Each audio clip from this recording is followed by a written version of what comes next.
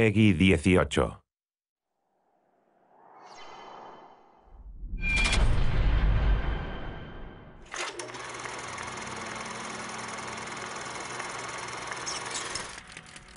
What I personally would have liked to have seen in a BioShock game is sort of a broader range of enemies. And I think in BioShock Infinite, we really want to have a sort of a class of enemies that had a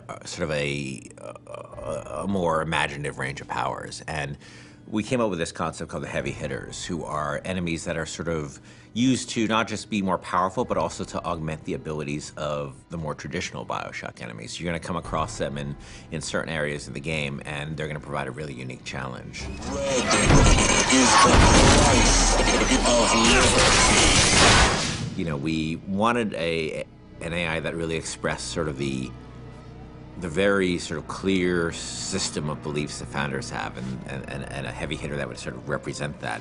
And the motorized Patriot is sort of the embodiment of that. And they came up with this idea of this creepily motorized, like Hall of Presidents animatronic George Washington. It was specifically the face, specifically this weird, like, porcelain child dolls, you know, poor rendering of George Washington. That kind of clinched it. Everybody saw it and said, okay, we can roll with that. It's one of those rare moments where you kind of all come together and you realize, okay, this is going to work. We're all on the same page here. Let's just move forward with what we got. I could use a turret! On it! Booker, the gear! So the motorized Patriot, a couple of things make him really special besides the aesthetic of him. One is that he's, unlike most of the enemies, he's completely fearless.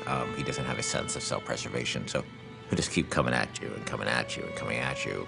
You know, despite the fact that you face many different kinds of enemies in this game, you clearly can't reason with this one. He's just gonna keep coming forever, you know? He is sort of a clockwork Terminator. The other cool thing about him, he's got this Gatling gun called a pepper mill. And once you destroy the Patriot, Booker can actually go pick up the pepper mill and actually use it as a heavy weapon. And that's the only place he can get it, was from a destroyed motorized Patriot. I mean, I also like that, you know, as he starts to take serious damage, his head he actually loses the Washington mask, and it reveals his sort of metal skeleton underneath.